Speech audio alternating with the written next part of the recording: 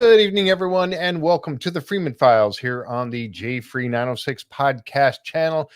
Mike Owen, how you doing, sir? Doing well, ready for summer to stop being hot. I don't think that's going to happen this year. Yeah, Yeah, it was pretty hot here today too. Uh, I tell you what, the show. I was just thinking that the show's been pretty hot as well, but you know what? 2 episodes to go, just two. And this is that. This is one of those shows where we talk about something continuously over several episodes. And tonight's one of those. We're going to be talking about that material again that they found in the Mesa, that ceramic material, which honestly is blowing my mind. I don't know about yours, but this stuff is, I don't know what to make of it. I really don't, or how to make it. yeah, it hasn't started making more sense. Let's put it that way. Yeah, exactly. Oh, thank you for joining us here tonight, folks. We appreciate it very much. And as I usually say at this point of the show, if you haven't already, we'd really appreciate it if you'd consider subscribing to the channel. And if you like the content of the show that we do here tonight, consider giving us a thumbs up. Give us a like for it, and kind of helps with all the YouTube stuff. You see that Linda is putting up different ways you can help support the channel. Thank you, Linda. Appreciate that very much. Linda is helping out tonight. Christina is out and about. So Linda is stepping in. So thank you much for doing that. I appreciate it.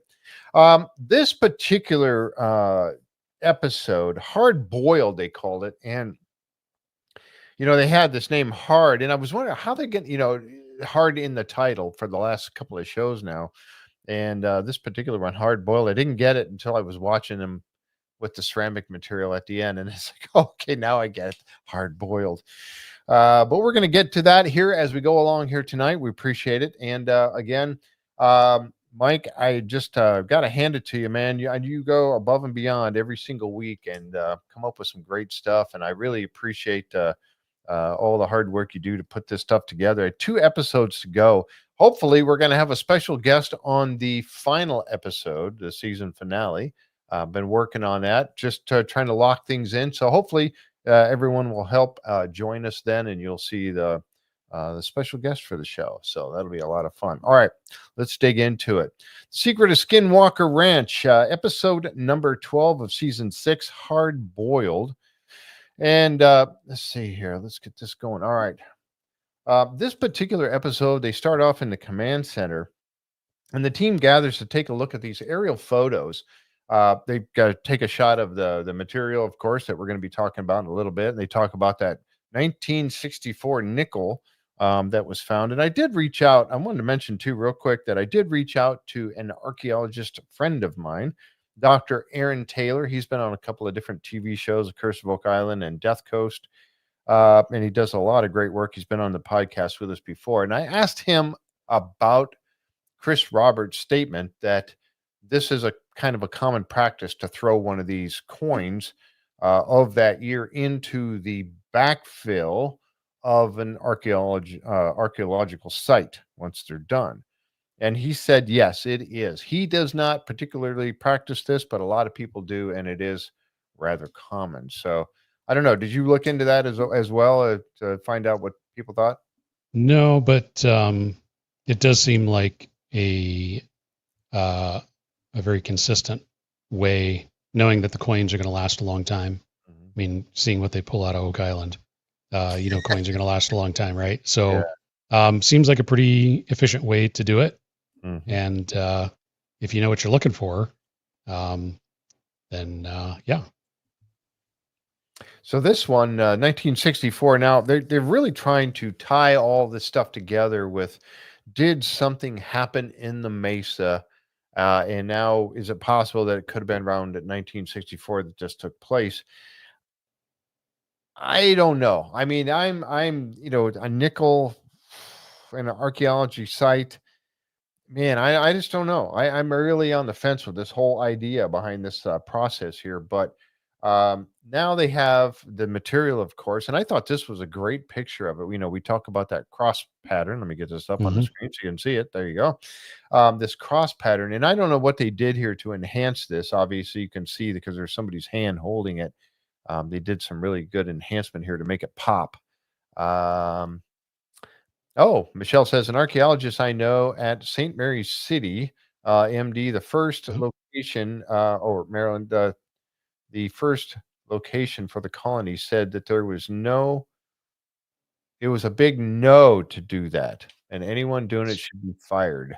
It contaminates the site. Different opinions. Laughs out loud. Yeah, hmm, I would think it would contaminate the site, and yeah, that's I can why see that. folks like Dr. Aaron Taylor. He doesn't do it. He doesn't. He doesn't like to do it. So thank you, Michelle. Appreciate that. But again, this material, we're going to talk about that some more as we go through tonight's podcast. Um, Travis was in the room and he was talking about these pictures, and he was talking about them as they were taken. These are aerial photos of the Mesa, or I should say of Utah. They're all over the place, and you can pick certain areas. And Mike's got some more information to go on this as we go along here. But they showed these three pictures: 1961, 63, and 69. And the resolution on these it's really not good. But I was noticing when I zoomed in on this night, it's 1963 and 69. I am seeing that same. I know he talks about how it's washed out, but I'm seeing that pattern in all of these. It's there, that teardrop pattern. It's right there.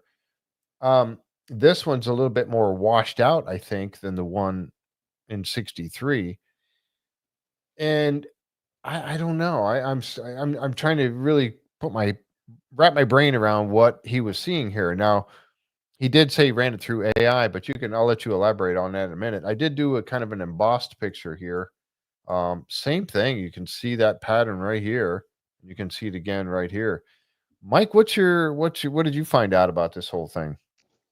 Yeah, so I know that Eric has mentioned, when people talk about that depression on the mesa that looks like a collapse. I know a lot of folks said Bigelow probably blew up, an opening or a cave opening or something.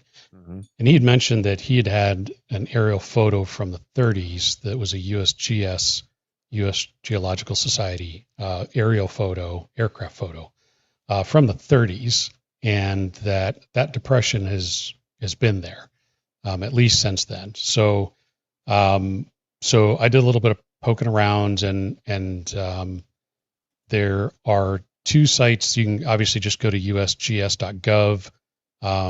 If you poke around there, you eventually get to their earthexplorer.usgs.gov. Mm-hmm. And they also mentioned the Utah archives, and Utah has a site very similar to USGS. It's imagery.geology.utah.gov. Sorry, that was kind of long, but just Google aerial photos in Utah. It comes up, and you can search. And so what I found, if I can share a screen here real quick. Yep. Hopefully this works. Okay. Let's see. Oh, I clicked on it. Sorry. There it goes. Yep. Go ahead. Oh, I got to hold on. I got to do that first. There we go. Sorry. Oh, there we go. So you can see down here in the corner the stamp, September 6, 1936. And if anybody's been a fan of the show and been on Google Maps or Google Earth, you recognize the Mesa right there pretty quickly. And if I zoom in on that, you do see the depression. There's the triangle. There's Homestead 2. And right there is the depression right on the Mesa. So you can see that. You do kind of see where Homestead 1 is in the command center. I think that's just Homestead 1 at this point, obviously in the 30s. Right. But then triangle, the depression, Homestead 2. That shape is still kind of there on that one too. I mean, you can kind of see it there a little bit. Almost, the resolution's not great, but yeah, and so these are aircraft photos. The USGS would take these photos every so often, maybe twice a decade or so. and they're online. It took a little bit of time to dig through, but and there's different resolutions and there are different pictures for different purposes.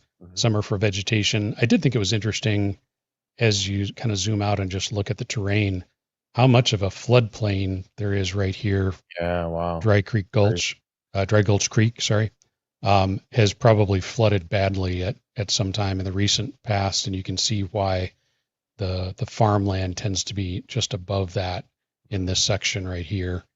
So anyway, yeah, so that's 1936, and so I just kind of went and looked for everything that was available, and I was able to find one from 1958, and I'll zoom in here. Again, aerial resolution. This is before Bigelow's time, and it looks the same. So there's like no cave there that was right, purposely collapsed. There is a dark spot right here. That's a tree that used to be there. It's no longer there. Again, you can see the triangle's been there forever. Yeah, that does seem a little odd, but it's been there for a long time. Invent the triangle, yeah. Right. So that is 1958. Then there were several from 63.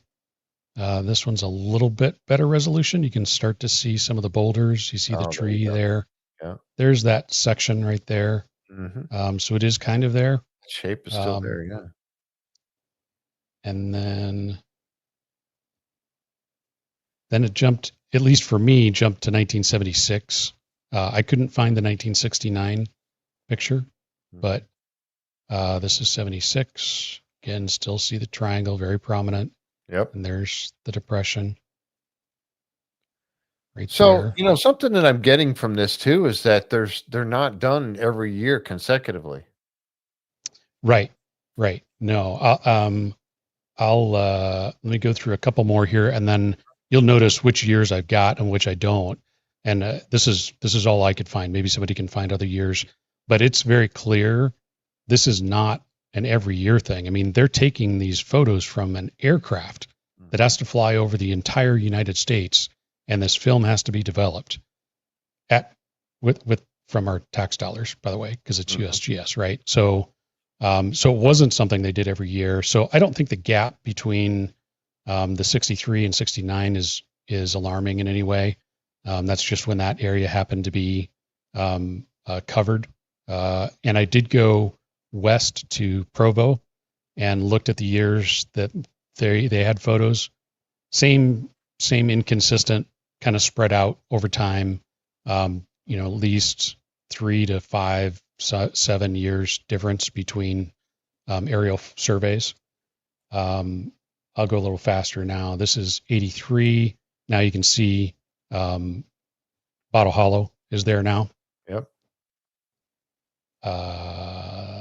87, 93, and then 2006. And this photo is by far the best from a resolution standpoint. It's even better than probably Google Earth. You can see a lot of definition from this one. Wow. And there's that area. So I don't know what AI saw or what it was indicating necessarily. Could be that maybe there's fewer boulders there because some sediment washed down and sort of filled in some gaps, or I suppose it's possible that some of the boulders were removed. But these are big boulders. I know that on camera they don't look all that big, but every once in a while you'll see the guys climbing up the mesa, and the boulders are as big as they are. Yeah. They're much bigger than you think they are. So anyway, that's what I found. It's all open source. It's all out there. Just do a little bit of digging and looking for, historical aerial photos, and you'll find those sites. It is interesting to see a lot of the stuff that you can see on those photos. Absolutely. But the resolution is just not fantastic as you go back. Yeah, but you can still make out that there's not a cave there, at least in those times, that was open anyway to people could get inside. It doesn't look like, and then there's the collapse. If my theory is still good about an air or a spacecraft hitting the ground and skidding into the mesa and having it all collapse over top of it, it happened before 1936. Yep. which, I mean, spacecraft can do that anytime. They could have been, hundreds of years ago. So anyway, yeah, good show. I appreciate that, Mike. That's good stuff. And so, so they're not done every year. So there would be gaps in the time frame. Yeah. Yeah. That's not going to Real be on. quick, I've got 36, 58, 63, 76, 83, 87, 93, and then 2006. And at A that couple of point, I think decades. satellites probably started taking over. And again, that's what I found. And maybe Chat, who is very resourceful and Yes. intelligent, can find more than I did. If you do, let us know. Yes, please do. Please let us know if you do. I'm just reading some of the chat now, as a matter of fact. Oh, thank you, Tim Gallant. Thank you very much, sir. Does the photo line up with the hole in the tree? Oh, remember that hole in the tree Yep, that? I do. I don't remember what year they talked about that crash happening, Mhm, but the tree's been there for quite a while. mhm. I don't know if I'll be able to see that in the resolution that we've got on some of those photos, but I Yeah. will look. Okay. Oh, hey, hello. Thank you very much. Hi. I was going to try to pronounce McJorneal. If you could please look at season 6, episode 2 again. I noticed a blue purple U-shaped lightning above. Uh, yeah, lightning above the drones at 2301 and 2302 while watching the episode on YouTube. Seemed like a range where they saw the blob. Oh, okay. Yeah, I'll definitely go check that out. Thank you. I always love going back and reviewing the stuff anyway because it's like, especially the old ones. When you go back and you look at some of the early episodes from like season 1, season 2, you're just like amazed at like where they've come to, or gotten to now. But I'll definitely check that out. Thank you, and thank you for the donation there. Appreciate that, you and Tim. You can see it frame by frame. All right, yeah, I'll take a look at that. All right, so moving along, and I appreciate that, Mike, really looking into that. The thing about this is during that time, Travis was talking about something that I wasn't really aware of, and he's talking about NASA, and he talked about the fact that they had used or had unmanned or uncrewed spacecraft or different objects that they were putting into space and let them come back in re-entry, and they were testing these types of materials, type something to keep these things from burning up. He said there was 10 during 1961 to 1965. There were 10 uncrewed missions. Some fell in the ocean, some burned up on re-entry, and some were never recovered. Now, this would have been way off, as he mentioned on the show. This would have been way off of track of where they should have come down on the planet. But is it possible that it could have been really off course and something came down? I guess it is, but we're not seeing the evidence in those photos that there would have been something that you know smack the ground. It doesn't look like there's enough of a change in what you just showed us, Mike, that would have account for anything like that from those years. So, but anyway, but that was a neat thing because I had not known that. But you think it makes sense, right? They're not going to go, hey, I think this is going to work on reentry. So, we spread it all over the bottom of the capsule, so you'll be all right. So let's jump over to the Mesa drill site. Now, this place here, again, we're going to jump right to it and continue going because they came up with a camera. Now, borehole number 2, they did not get all the way out. If you remember correctly, they made it about what, 7/8 of the way, would you say, something like that? And then they stopped with Yep. the last eighth of a to go, and they stopped. They didn't finish it, but they did decide, let's go put a camera in there. Let's see, Santa Schultz. When using AI on the photos, would it flag when someone doctored the photo? And that is what Travis was talking about. That's what he said, right? Right. Yeah. That AI was saying that it may have been doctored in that area. So Just in could that be. little Yep. teardrop shaped area or leaf shaped area that, like he mentioned it. So here's here's this camera. This, and you were talking about this. I mean, I you would think that something like this would be available all the time, but yet I don't know. I mean, have you seen Yeah, these before? I they didn't say where it came from. I don't know if they custom made it or if it's commercially available. Um, for some reason, I kind of got the impression that that they had it made, or at least Thomas did. Um, but it could be something that's commercially available. I suppose from time to time they need to be able to see what's in a borehole, Yeah, and so maybe you can buy them. Uh, yeah. but yeah, Had a GoPro in it. I saw him take a GoPro out of it. yep, yep, It's pretty interesting. So that's why they opened it up. That's why they had to take the GoPro out and go take the card out and have a look at the data.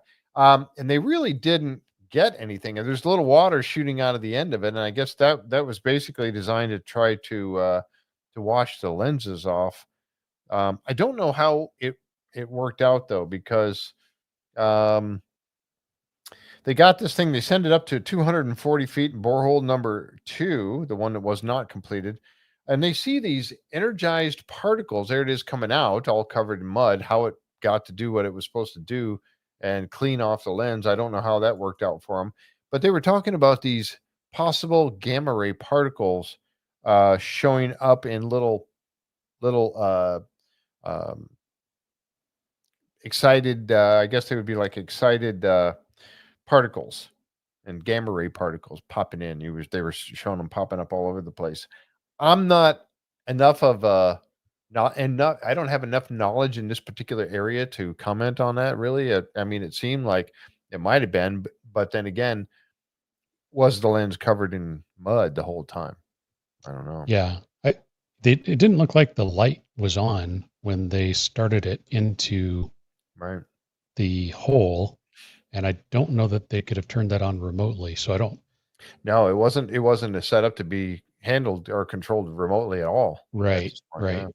So I don't know exactly what happened with that. It seemed like the way that they covered it, they just kind of glossed over it and moved on. I don't know. I'm sure, you know how this typically goes. They probably spent a full day messing with it and Yep. trying to get Yeah. footage and whatnot, and that's just what they got. Those pinpoints of light are not uncommon. Um, Now, Travis said they were happening more frequently than would be normal. Right. Um, Yes, he did but say that. any nighttime dark video like that, you'll occasionally see those little dots or streaks happen, and those are apparently gamma rays. So at least that part was kind of interesting. But yeah, I was disappointed that they didn't I get know. actual footage I know. because you would think even being able to see what those zones were that were the hardest that Yes.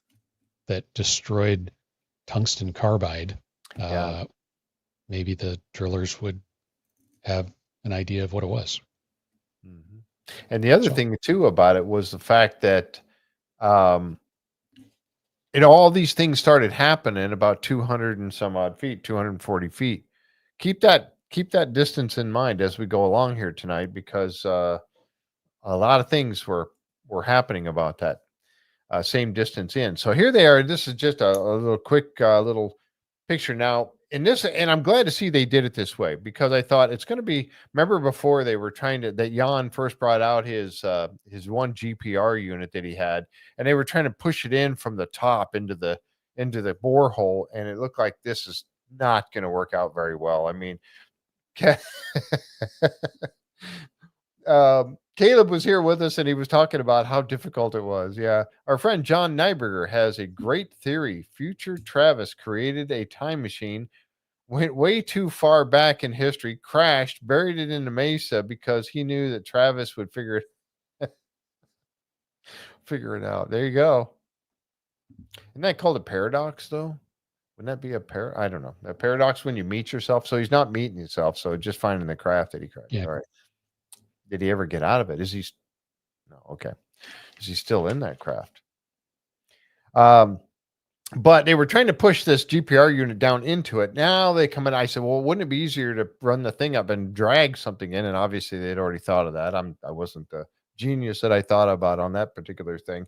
But here you can see where they're taking the pipes from the actual drill and they're pushing them up the borehole to grab a hold of this pipe with this pulling eye, and then begin to drag it back down. Now, when they first got this original, this is that one paddle bit that we're taught, that they kind of used all through season last season, trying to get this up in there. But this borehole is already, this is number one. Yeah. And it's got the lining. Yeah, it's supposed to have a lining already put in there. So what's going on with these teeth again? That seems odd. I wonder if we know that there were some cavities that they hit where the water, the coolant, stopped coming back.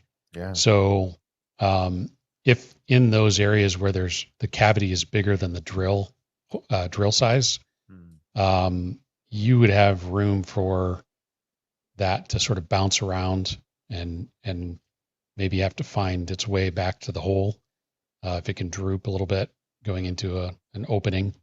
That's what I was thinking too. Yeah, if even if they put 3 or 4 feet across, I mean, it might not right hit the hole on the other right side on the far properly. side. That was kind of my thought, was that was the only thing I could think of that would have caused this to hang up. Otherwise, it should have been a perfectly smooth, basically concreted in borehole. Yeah. And there should have been zero trouble pulling that out. It had to be some sort of a collapse or something in there at some point, because then people are asking in the chat. Jude's asking, where did the cement lining go? Yeah, I mean, keep in mind that cement lining isn't going to be perfect. It's not like they couldn't do rebar and do reinforced concrete, right? And even reinforced concrete underground will still succumb to the pressures of ground movements, and so it's possible that, I mean, they keep telling us how unstable that Mesa is. It's possible that it cracked and was just a tight spot, and it's hard to get everything back through. Yep. So this time they come up with a great idea. Let's just push this PVC pipe down in there all the way. You got to have. Did you catch that? I didn't get a picture of it, but did you catch Caleb and Thomas going through all the trouble to get that roll up on the trailer so they could get it up on the Mesa? Oh my gosh! The things you don't see, normally on the show. And I'm sure there was an interesting conversation between those two brother-in-laws. Getting that where it needed to go. Yep. Oh my gosh. Sandra Adams, thank you so much. I appreciate that for the super chat there. Thank you so much. I appreciate the help, the support. This was the area where, we've seen him putting that on, and I wasn't exactly sure just how this thing attaches to that PVC pipe. And this is a pretty thick pipe, but I thought, okay, how is this thing actually hooking on there? And how's this going to work out? Because what they're doing now is they hook it up to I think I got one more picture there. They take and they actually use shackles, and or these like shackle bolts. Shackles. And they actually shackle it right to the drill head. And I thought, okay, that's cool. They can back it out and pull it on out of there. Well, lo and behold, they start working on it, dragging it in. It's going just fine. And then I'm looking here to see if I had written down exactly how far they got. At about 450 feet. I think he said 30 rods, and Thomas was like, oh, is that about 450 feet? They got hung up on something, and it stopped. Which makes 15-foot rods, by the way. Oh, 50. Okay, thank you. Yeah. So they're dragging along, and boom, of course, there's going to be a problem, right? I mean, there always is when they're Skinwalker Ranch. It's Skinwalker Ranch, of course, so yeah. And so we were just talking about, thank you, Tom. He put it there. They're created by their own plug by back dragging. Maybe it was, so they're going along, everything's great, but then they hit this obstruction, and the guy stayed late. I mean, they were so excited to get this PVC pipe pulled back down through there, and then they hit this obstruction, and they were just I mean, can you imagine? You talked about this a little bit in the pre-show about if that thing got stuck. Yeah, Thomas They Thomas couldn't get mentioned out. this, that if that got stuck, they would have had to have cut the drill pipe with a torch and left it in the mesa with the PVC on the upside and cut, have to cut off whatever didn't go in. Yep. And there was nothing else they could do. It was stuck, or would have been stuck. And like you said, with all that metal from the drill pipe in there, that would have basically ruined. Not only would they not have had the borehole, it would have ruined their attempt to be able to scan the mesa with instruments, because now you've got this big long hunk of metal. Yeah, ruining everything. That's gonna really obscure everything that you want to see. So Yeah. that would have been tragic. You could tell though that they weren't giving up. 60,000 pounds of pressure and hook up the semi to the drill rig. Yeah. I'm pretty sure that might not have been the only time he's had to do that. And by God, he was gonna win one way or another. Yeah. You could tell. Yeah, that's what Maya said. I loved his woohoo. Yeah, he was pretty happy. Those drillers are determined, Matthew. You're right. Exactly. They may have gotten stuck trying to avoid, and it's possible, with all that going on inside. Well, they finally got it out, and I was expecting that cap, or if they, whatever it was that they put over the end of the PVC pipe. I mean, it must have been something that went inside, and as he cranked it tight, it expanded Compression. like a brake drum, and it crimped itself to that to the opening there. That had to have been really, really good setup, obviously, because putting that much force on it and then getting the semi truck and pulling on the whole trail, and man, oh man. Well, that's a good point. What that tells me is it was something before that on the drill pipe or the end of the drill pipe that got stuck, and probably not that piece or the shackles that got stuck. Right. Because you're right. That PVC pipe, it's plastic. 60,000 pounds would have ripped right through that. No matter how they attached, it would have ripped it off. Yep. So the hang up was upstream of that, right? Either on the metal of the shackles or that cap that was on the end of the drill, the drill bit, or the drill bit itself. The paddle bit may have gotten stuck on something. So. Yeah, AO said he can only imagine the amount of bleeps that would have been edited out if the cameras kept rolling and they bought. Yeah, there probably was anyway. Yeah, I'm sure there was plenty. You gotta be. Yep. Yeah. Well, they finally came loose, and everybody was very happy, and they said, "There's your plug or your obstruction or whatever." All I see is mud. I don't know what it was, but. But they did get it out. Thank goodness they got it out, and they were able to finally get the pipe pulled all the way through. Now, take that cap off there. Now you have what they were trying to attain the first time with the cement lining and all these other things. Now you have a nice, smooth, clear tube to dry to shove everything through there and start doing the work that you're going to do. So. Fantastic that they were able to get that in there. Leanne, thank you so much. Mike, an exceptional researcher. Thank you for sharing your talent with us. Appreciate Jeff's exceptional insights. Thank you, Leanne. I don't know how exceptional they are, but Craig, thank you very much, Craig. There's Craig. He's always hanging out with us on Tuesday nights in Discord. And I saw a couple people, some of the insiders popped over and said hi to us and stuff. So thank you for coming over. But they get this thing in there, they get this nice clean dry tube, and then of course they bring out Jan Franke back on the scene. Glad to see him there. And he's coming out with yet again some newly developed GPR stuff. What was that? I figured the paddle bit got caught on something since they mentioned how it was so worn down. Yep. When it came out the top. Got hung up on the way up. It makes sense it got hung up on the way down. Yeah. There you go. Exactly. Yep. So, but I'm really glad they got it through there and having this PVC pipe. Now I really wish they could go back and maybe revisit, borehole 2 and try to finish drilling that and get some pipe down that one as well. But I understand why they stopped.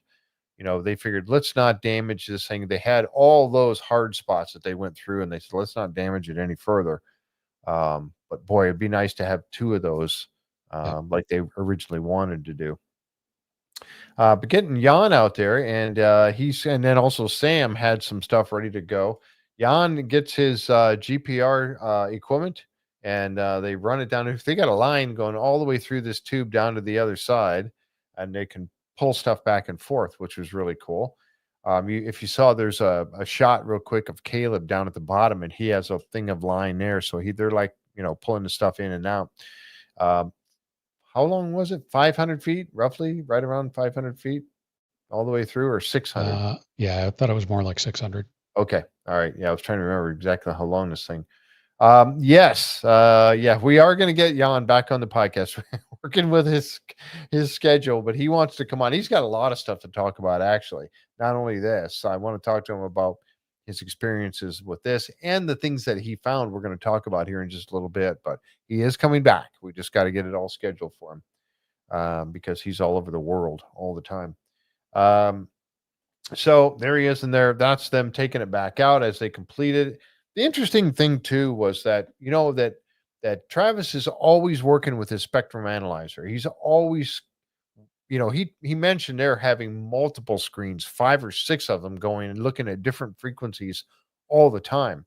He said it takes him like an hour to get everything set up, and he'll get one, get it calibrated and going, then he'll get another one going, and they have it on another frequency range, and then he'll get another one going. And he does this, and he gets several of them. So they're always watching this. Now he went up there with a handheld spectrum analyzer, and he wanted to watch the 1.6 gigahertz range as they were taking this both Jan and Sam's equipment down through the borehole. The interesting thing that I caught from, I think it was on Maddie's show Behind the Gates, was Travis had mentioned that while he was scanning, he said he had picked up on here, he had picked up Jan's GPR signal. Okay, that once, and he could pick it up on there, and once it went into the ground, he couldn't get it anymore, obviously, because it's being absorbed into the ground. He said, but once it got down to where he was able to pick it up again. Like it was transmitting up through the ground. He was able to pick up that signal again. But he also got 1.6 gigahertz. And he said he laid the spectrum analyzer on the ground and he could pick it up. It was coming from, in his opinion, it was coming from within the Mesa.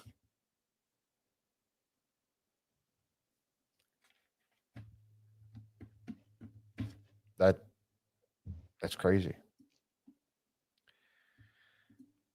That is crazy. Something else I wanted to point out about the 1.6, something else that was said by these guys. Remember back, was it last season? They had the airplane. They went to the airport, got that lady, and they were doing the smoke out of the back of the airplane test. And they were tracking the GPS on that airplane as they did this. They said that as soon as everything was fine with the GPS data on here, on her plane, and even when she got to the ranch, it was fine. When they actually said on the radios, okay, let's start the test, that's when all the equipment went crazy. All the corruption and the missing data from the GPS started. Did you guys catch that? I mean, that you catch, that the show after is really good because quite honestly, you'll get little tidbits of information that it's like we talked about before, Mike, where there's so much film that we don't get to see. And in this case, they were able to tell us something about that. But as soon as they got on the radios and said, okay, let's start the experiment, the plane is already flying around. That's when it all started to go awry, like something was listening to them.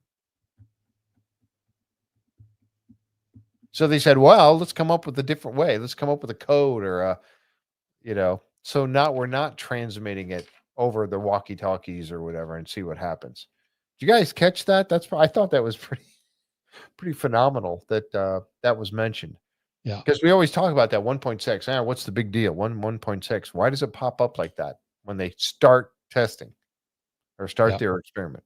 Yeah. And Thomas made a good distinction that the equipment's up and running for a long time before. Hours. So it's not, you would think if somebody noticed there were suddenly signals being transmitted because their equipment is fired up, that's when it would start, but it doesn't. It starts when they say, okay, we're ready. Let's go ahead and start the experiment. Yeah. That's when it happens. That does seem, and the suggestion to do something random, I know insiders have been talking about that since the beginning, is to come up with, Yes. set some rockets ready to fire and have them on a computer randomized fire sequence that'll take place over, pick an 8-hour period and put 4 rockets out there and let them fire off randomly and see what happens. See if the signal. Now watch, the ranch would of course have to weigh in and cause all 4 rockets to go off simultaneously. Even though those are supposed to be random, something like that would happen because it just Yes. gets skinwalkered. Yes, absolutely. But yeah, that's been noticed for a long time. And they're keenly aware that seems as if there's, it's like I said, it gets really hard to not assign intent. I know. And not to jump to conclusions, but boy, it does happen a lot. Yeah, it does. It really does. And that's why we keep going back. And I'm watching the chat here. Well, obviously, obvious that someone is monitoring all of them. I think there is. I don't know who it is or why, but I think there is something is monitoring them all the time. So anyway, so I just wanted to point that out because Travis had talked about that, and I thought that was a very good point to be made clear because so many people are, they kind of crap on that whole idea of the signals and the corrupted data and all that kind of stuff. It just seems to happen at certain times when they're doing experiments. All right. So they pop over to the command center that evening and they're looking at first Sam's data. And Sam was taking a look at a couple of different things. Profile, which I'm not sure exactly what that means. Profile, magnetometry, and then radiation. And he's looking in these things. And he was showing some data here. And did you catch exactly what all this was all about? I mean, I was trying to follow along with this, and I saw the 1.6. Yeah, that's chartmanship 101. You got to put your labels on your chart. I don't know what the left hand side is. Yeah, I'm not sure either. But suffice it to say that it shouldn't have spikes like that at all. Yeah. Right. In fact, there probably should only be a solid line there around the 50 mark, straight across, and yet you still see lots of blips, let alone the 2 spikes that seem like they're way off. And the horizontal axis is time based rather than distance, so I'm assuming they know kind of roughly where it would have been, because obviously they can't do GPS through the borehole, so they kind of have to come up with some method of knowing where they are. Jan has a little bit different setup with his system, but still pretty impressive to have all that homemade stuff to be able to put through. Right. And these hits now, according to what I was assuming, and folks, if you caught something different on this, please jump up in the chat and let me know. But I was thinking that when they wrapped this up, they were talking about these 2 places where the magnetometer went crazy was around the same spots that Jan's equipment also picked up something. Some are right around the same area. So keep that in mind. So this, we always talk about the scientific method, repeating data. You get repeating data, even if it's from different, especially when it's from different types of equipment, looking at it in different spectrums, radiation, magnetometry. You're picking up different equipments, picking up kind of hitting on the same thing. And again, remember, we're talking about this stuff that Jan originally picked up with his GPR data when he dragged that snake across with Caleb up there on the top of the mesa. Okay, so he's looking at this, and you can see now here we are looking at the distance and the depth, how far in and how far down. as we go through Jan's data. And here we are with Jan's coming back with this data here. A 6 foot obstruction or an anomaly, I guess we'll call it. And only 12 feet from the hole, the borehole. Right. And So again, they we talked about we just don't missed know the it. direction, right? Right. Yep. Go ahead. Sorry. No, I was just to say, yeah, we don't know the direction, but if they got that close, just by pure chance, I mean, imagine, or I guess it's not hard to imagine that the second borehole 2, if it had made a direct hit on those things, that sure would explain why tungsten carbide didn't fare very well Right. against whatever that is. I mean, obviously it's extremely hard and dense. Yeah, metal. I mean, we need to know what's in there. Yeah. Oh, absolutely, without a doubt. And there's definitely, I mean, if anybody, and we keep talking about this, with the whole idea with the triangle, and any doubt that there's actually some sort of a dome or some interference in that area going on, if there's any doubt with anyone at this point that there is something really, really interesting in that mesa, I don't see how you could have doubt about it at this point, quite honestly, because too many pieces of equipment looking at different types of analysis is coming up with the same thing. So, again, it had multiple little blips as well, as it went along at same depth and everything, or just, as it continued in right along with it. And remember, it was all these little pieces. This is what they keep showing us, this picture all the time. We keep seeing it, but you're talking about all these little debris field, as Travis would call it, the debris field. Is that what that's picking up? Is different pieces of that? One would Yeah. assume so. Yeah. It sure seems that way. But man, I mean, I just I just want them to be able to get in, but they are going to take a very slow, methodical method about getting inside here, and I can't wait to see what's happening out there right now as we're speaking. What they're doing right now to get into that mesa. I can't wait for season 7. All right, so they go out to the university, and I took this picture here because, as Hey, we that know, name Grant, looks familiar. yeah, the name on the side of the building Huh. looks. What do you know? Interesting. You think they might get a discount with some of the testing that's done? Well, it's for the ranch. It's for Mr. Fugel. Uh, Okay, well, all right, yeah. I just thought that was kind of neat, but he does. He does a lot of great work he with does. his money, and this is just one of them right there, helping out the university. Kudos to you. That's a great job there, Brandon. Appreciate you doing this kind of thing. But I kind of laughed because I thought, gee, you might get a discount with some of this stuff. Um, I put this picture here up because something else that was mentioned in Maddie's show behind the gates was that, remember, we talked about this again. We talked about it again last week, and how when they were hitting it with um, that microscope, um, and we saw those spots growing on it. And then there was the question of, was it actually a hole forming? Was it a discoloration? Was it a something happening to, this was what was pointed out, something that was on the surface of it, some kind of a, remember they were doing, when they took this other ceramics out there, they cleaned it.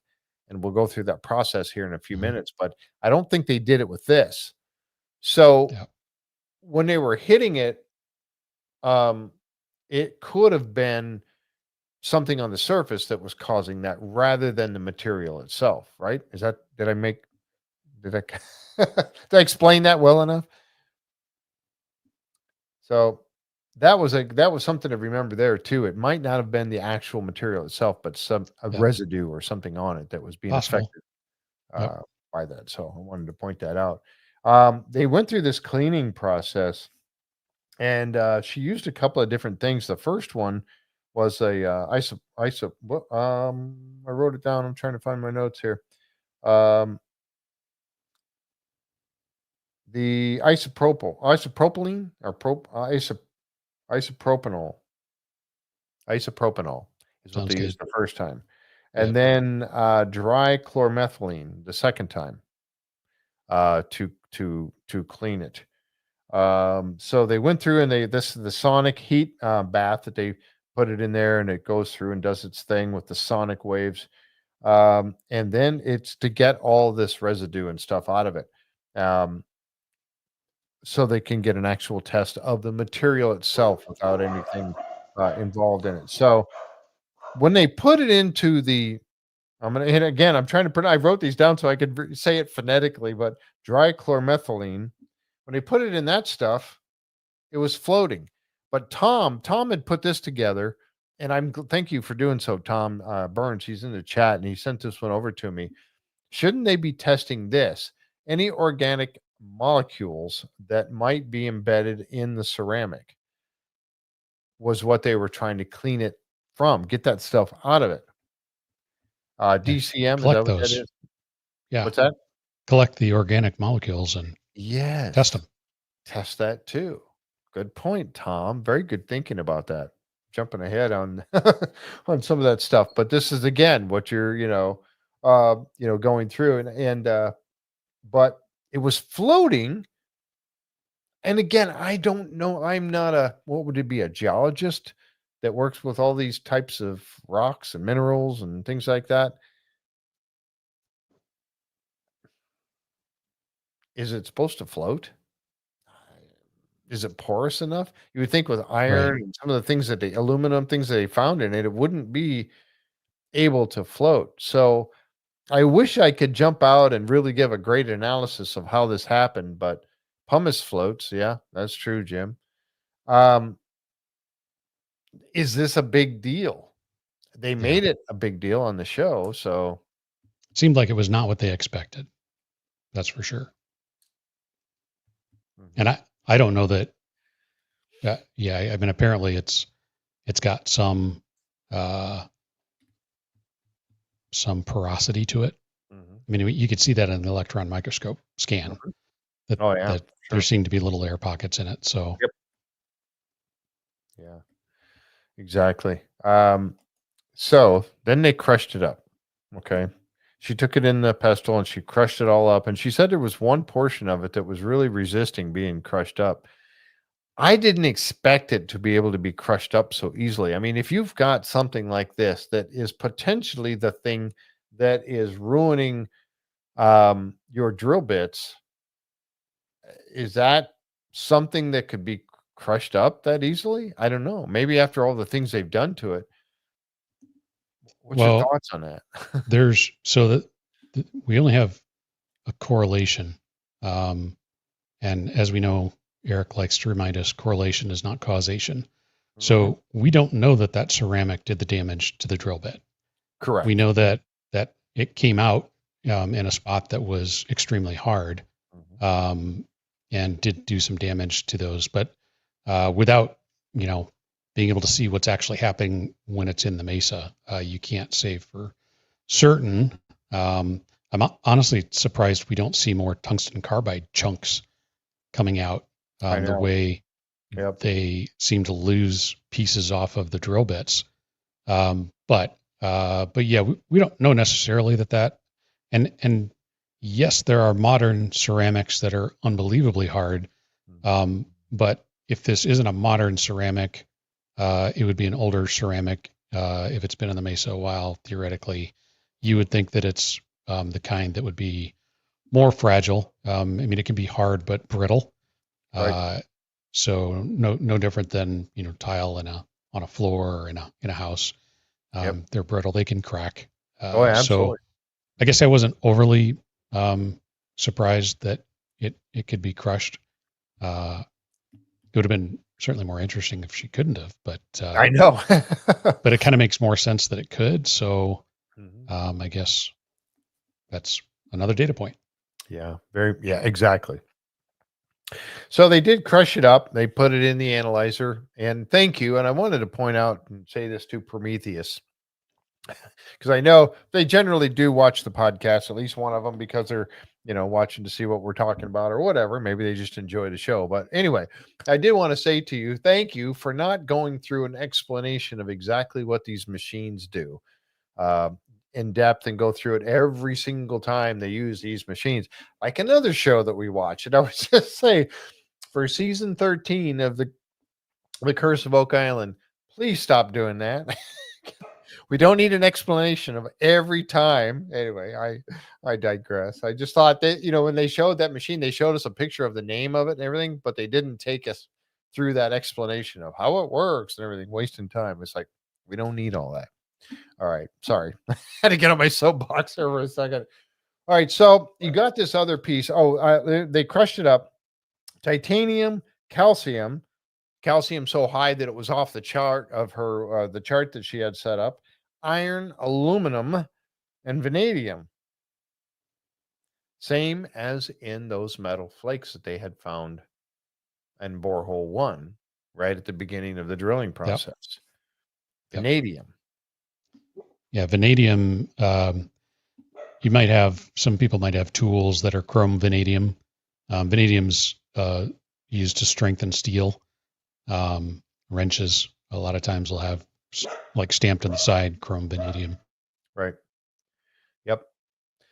Now, yeah, it's Ryo says porous material would float. Yes, it would. And that's what I was kind of thinking maybe. And I wish I knew more about this stuff. We'll have to get a geologist on here. Why don't we get Terry Matheson? Maybe he knows about this stuff. All right. So, okay, whether or not it floats, whether or not it gets crushed up, and could be the culprit behind chewing up of the drill bit heads and all that kind of stuff, and the teeth on the drill bit. Okay, just set all that aside. It's still pretty interesting material, right? Now you throw into now you throw into the mix that you put it into a petri dish and you pour liquid nitrogen in there on it, and liquid nitrogen to come down to a temperature of around negative 300 degrees Fahrenheit. It's plenty cold. Yeah, plenty cold. And they do this with superconductor material and put it over a magnet. And then when they do get it down to that temperature that, about the same as liquid nitrogen, it leaves and it levitates above the magnet. A lot of great uses for something like that, right? Yep. Okay. So why doesn't this material cool down? You put the liquid nitrogen in there and it boils. And he mentioned that the reason why it's boiling is because the material, even though it's at room temperature, it's hotter than that negative 300 degree Fahrenheit liquid nitrogen. So it's boiling as it touches this thing, like it's, really, really hot to it. It would be, right? So that's why it's boiling. It would eventually, within a matter of a minute or so, bring down the temperature of the material to that same negative 300 degree Fahrenheit. So why didn't it? And another thing that Travis had said in Behind the Gates was it never did. It went on for over an hour and it never came down in temperature. That seems a little odd. Yes. Yes, it does. Yes, we know that, and he brought up too that they know they had some odd heat transfer things going on where the bit never seemed to get hot, even though it was, we've seen that a couple of times where they're even pressing in doing this to it, right, pressing in with tremendous force, and it should be heating up, but it doesn't. It's the temperature sensor inside that head of the drill bit says that it's staying cool at the temperature of the water. So, going back to the space shuttle tiles that Travis keeps talking about, that's the whole point of those, is that they can transfer or not transfer heat. Mm-hmm. You can hold one of those tiles in your hand and hit it with a blowtorch, and it won't burn your hand. Because it dissipates that heat so rapidly. So apparently this must have some kind of similar property where it's dissipating the coldness. I mean, there's only heat, so it's taking heat from the room and transferring that into the liquid nitrogen faster than the liquid nitrogen can cool the ceramic. Right. That in and of itself, like I said, is a very interesting data point. That is extremely rare that something like that would happen. Mm-hmm. And you can see videos online of how they make the space shuttle tiles, Mm-hmm. and that this type of ceramic, when they make it, it's they put silica in water, kind of looks like pulp, and it's kind of a slurry, looks like the paper making process, and then they squeeze all the liquid out of it, and it turns into a block. At that point, it's considered a green casting, and it can be machined to whatever shape they want it to be, and then Right. it gets heated in microwave with microwaves, like a microwave oven, industrial, the Right. industrial kind, Mm-hmm. to 2200 degrees, and that centers the silica, which is basically just gets it right up to the melting point, but not to the point where it collapses into a liquid. It just liquefies the surface and causes everything to connect and harden. And on the videos that I saw, they would pull these out of the oven at 2,200 degrees, set them on a shelf, and pick up a cube of this ceramic, touching it only on the corners, and then offer to have people take pictures with it, holding it that way. It's dissipating that heat that fast Wow. that you can pick it up straight from the oven. You can pick it up on the corners. The edges you could see were starting to darken as it was starting to cool, Mm-hmm. but it's dissipating heat that rapidly in that small of a distance to where the corners weren't even hot, and the center was at 2,200 degrees Fahrenheit. So it is some pretty amazing stuff. Is this similar to that? Kind of that the Acting fact like that it it. was, spent an hour in liquid nitrogen and didn't cool off, says it may have some properties similar to what Yeah. a more modern ceramic would be Yeah. consist of. Yeah. So It's crazy. I just can't imagine that. And it's dissipating, in this case, dissipating cold or retaining its own temperature. yeah. But yeah, it's just nuts. I would like to watch that. Where did you see that video? Is it just how to make YouTube. tile? You just Google Yeah, Google it. I just searched on I'm gonna have to check YouTube that out. how are space shuttle tiles made. Yeah, All kinds of neat interesting videos. stuff. Yeah, to Yep. see how that's all made. And that's where Travis keeps going back to that. He took us through the whole NASA thing and all of that, and that was very interesting. I don't know if that applies to this particular thing that's in the Mesa, but man, I mean, it was interesting to see how the process by which they had to figure that out to come up with some sort of a material that could dissipate the heat or you know um, that rapidly and not get hot and melt and burn, and then and you see what happened. Well, we won't go down there. When there's a damage to it, we know what happens with that. So it has to be intact and at its integrity, can't be compromised when it's going through reentry and all of that. I did want to say thank you to Juan. Yeah, there was another a super chat, and he said, "Was Skinwalker Ranch last week? Oh, was at Skinwalker Ranch last week on an ATV tour right next door, and can confirm they are drilling from above for next season. Hopefully, it's not. What was the name? Joe. Oh That yeah. was- Yeah. That poor guy. Unless he's still up there. Maybe that's Joe. He's still up there. He's still trying to get through the Mesa. Oh, poor guy. Thank you, Juan. Appreciate that. And thank you for the support. I really do appreciate it very much. Thank you. Yeah, I was just looking at some of the chat on here. Who actually came up with the space shuttle tiles in the 1970s? Could this whole thing be a product of experimentation with the aim of creating a tile for space shuttle and space program? Maybe that's kind of what Corning did the space shuttle tiles, I believe. Oh, there's Jimm. Wow. Interesting. I did not know that. Corning glass. Yeah, there you go. Um, so I thought, we've been talking about this tile now for a couple of different episodes. My company made what was that? My company made the chemical compound that coated the bottom of tiles for reentry. Wow.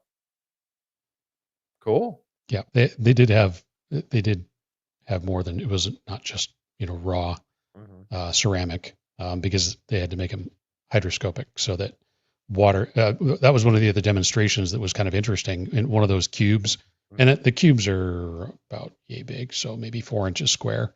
Uh-huh. Took an entire beaker full of water and poured it into the cube, and the cube absorbed all of that water. That just again goes to show you how much air, how much Wow. room there is for that to be absorbed. So if those tiles weren't treated to make sure water stays out of them, it would have added weight. It could have frozen, could have cracked the tiles. So Oh, yeah. there were some additional things done to them, obviously process them to make sure that they would work the way that they needed them to. But the basis is that ceramic. So Yeah. Poor Joe. Poor Joe still works for the ranch. Ugh. Yeah, I mean, I know I mentioned it last week, but there was that point where he was hanging on that drill, trying to get at the drill through the hard stuff, and it would not. It ended up burning up the motor. Uh, it just couldn't take it. So yeah, poor drill. I mean, that drill just wasn't capable of making it. And obviously, you see the trouble that a drill yeah, rig that's putting out 60,000 pounds of pressure. Yeah, struggling and it ain't struggling. gonna get through. Yeah, Joe, I don't think came up with that much pressure. And No. if he was getting close, that's what burned it up. So, oh my gosh. Well, anyway, you know what? Like, after talking about this ceramic material now for a couple of episodes, we're not done. We're going to talk about it again next week because apparently there's more. So to be continued. Uh, yeah, we're going to get more of this analysis that that they as they're going on. And again, I remember Eric talking about how excited he was for something that they found in the Mesa. He talked about this before the season even started, Yeah. and this was it. This was it. And so, looking at it through their eyes as we do each week, we have to get excited about the fact that they get excited about this, because it is significant. And that's why I did the thumbnail about it again tonight, because it's just this piece of ceramic. If they're giving it this much attention, it's got to be significant in this storyline. So, I will say that as I have watched these episodes, obviously multiple times, mhm. uh, that I don't think I've ever seen Eric smile as much as when Mm. he's at those universities and in Oh those yeah, labs. he's He in his is element. in his element. Absolutely. He absolutely loves it. Oh yeah. I noticed that Travis kind of did too, because when they were getting ready to do the petri dish and put the ceramic in there and pour the Yeah. liquid nitrogen, he was all explaining how it was going to work and everything. He knows that stuff. Obviously, Oh he's yeah. that's what he does. He's a physicist and got multiple degrees and stuff. So, he was in his element too. He just kind of digs all that. So I thought that was really neat. Good point. So yeah, I mean, again, if they're that excited, then I have to get excited about it as well. So anyway, we've got next time. So we're going to get some more of the continued analysis of the ceramic material. Here's a picture that we got. I don't know. They didn't really talk about it. But you see there's some more, and I'm not sure if they're going to be talking about this cut edge on here. Maybe that's one of the teeth was grinding on it right there and grinding the teeth down. I don't know. We'll Yeah. find out next week when they go through this some more. And then they're going to be playing with fire again. Big fire. Big fire. Yes, they're going to be blowing fire rings and smoke rings into the air inside. I'm assuming inside the triangle area where the bubble is, the dome, the bubble inside of there. So we're going to get to see this. And they said the final experiment of the season.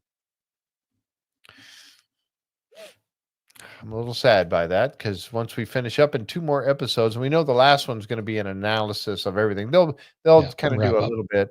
Yeah, it'll be a wrap up Wrap up. episode for the most part. But yeah, so we'll get to see this experiment will be the final one, I guess. So they have fire rings, they got smoke rings going up, they got high speed cameras, they got infrared. We don't know if Pete Kelsey's there flying around with LiDAR drones and stuff like that when all this is happening. He might very well be there. So we'll get to see a big ba-boom, big bada boom. And then on the high speed thermal camera, they have, or wow, I shouldn't say high speed. I don't know if it's high speed or not, but thermal camera, they've got these anomalies. And I know that I didn't get a video for this, but these 2 things right here, or maybe 3 things, are moving their way from right to left across the screen, like some sort of UAPs or something coming across. So when they're in the midst of all this fire and smoke and everything else, really kicking the hornet's nest, we get some sort of anomalies coming across it. I don't know if that's the Mesa we see right here, this line here. Like. Yeah, The top of the Mesa. Like the top of the Mesa, maybe. Yep. Got to go out with fire, rockets, drones, and UAPs. Yeah, I agree. Absolutely. Isn't that the truth? So yeah, and there it is. This material. What in the heck is this material? Yep. I don't know. This episode just they have been so good this year. This has been the pinnacle seasons thus far. With everything that they have done, with everything they've found, going through all of this stuff. I don't know. What's your thoughts? I mean, wrapping this up. It's been a crazy season. I don't know how these guys keep quiet. I don't know. I mean, if I was Eric, I would have just absolutely exploded trying to not talk about this ceramic coming out of the Mesa, given what they've seen so far. And we know they're going to continue analysis next week. It just blows you away that, regardless of how it got there, it's an impressive material. Absolutely. Just as it is. So, it would be nice to know how old it is. That's why I was kind of surprised they didn't do something with the organics that came off it, because that might have been an indication of how old it is. But I don't know. Just knowing the makeup of it alone, the fact that it's got vanadium in it seems fairly odd, and does look like it was manufactured or designed for some purpose. So what that is, we don't know. Sure. And that's what Eric had said, manufactured with a purpose. He said that last week when they were talking about the material when they were at the university there. And so this, it's pretty amazing. And like I said, it really, when you go through all of the things that and I said this earlier a couple of times, talking about all the different types of equipment that I've detected, like the bubble area and the weirdness going on over there.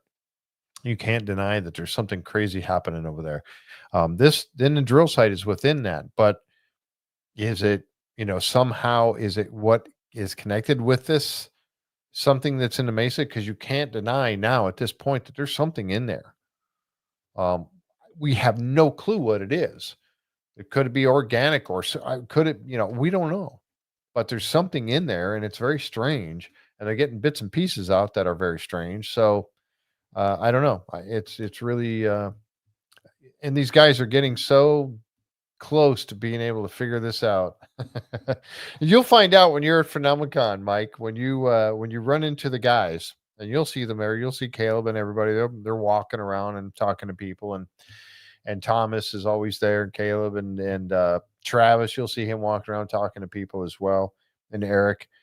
You'll get the sense that look at their faces, and they were very happy last year when they were at Phenomenon. They were very happy, and you could, holding back. I don't know how they do it either. Like you said, I don't know how they keep from talking about it, but they were very happy um, with all of this. So, Mike, yeah, I got to send you some more. I got a little time. I'm gonna have to send you some more so you can walk around with them.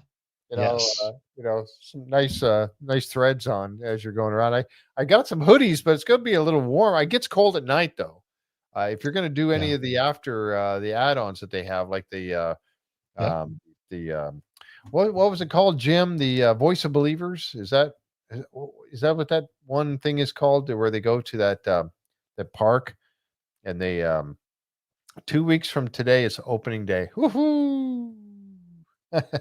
Yes, Coming up quick. Voice of the Believers. Yeah, it's a really, really cool thing to go check out because they pass the mic around over. They get a bonfire going and they pass the mic around. But it is so cold when the sun goes down out there and that. Oh my gosh, it was so. Bring a blanket if you're going to go to that. Take a blanket because you'll be wrapping yourself up in it before the night is over. So. Yeah, Mike said he's going to be there. Open Yep. Mike dinner, Voice of the Believers. Yeah, and the dinner was phenomenal. Barbecue. Oh, I can't believe I'm going to miss it this year. This is crazy. Oh well, so there we go. But 2 more episodes, and folks, I was talking about how I'm going to miss next week. I'm going to try I have to go out of town, and the place that I'm going to be does not have a good option for internet. I'm trying to come up with something so that I don't miss next week's episode. I'd like to be able to do it. I'm going to try my best. Um, but if not, I'll put something out and let you know that I'm not going to or can or whatever next week. As we get closer, I can do something on my phone. But I'm going to really try to be here because so we got to finish up the analysis of the material. We got so much going on that we need. I don't want to miss it, so I'm going to try my best. Maybe, Mike, I might send you the pictures. You might have to display the pictures for me just so I can be there on my laptop at least and do it that Sure. way. Yep. Okay. I'll muddle my way through. All right. Sounds good because you have the capability of showing them. So there we go. All right, folks. Well, thank you so much for joining us here tonight. We really appreciate it. Again, as I always say, close to the end of the show, if you haven't already, please consider subscribing to the channel and give us a thumbs up if you like the material that Mike and I came through for you and showed and talked about tonight. Give us a thumbs up if you like all of that. And I'll tell you what, we're going to be wrapping this up and it's going to be a lot of fun. So with that, Mike, good night. We'll say good night. We'll catch you next time right here on the J Free 906 podcast. Good night, everybody.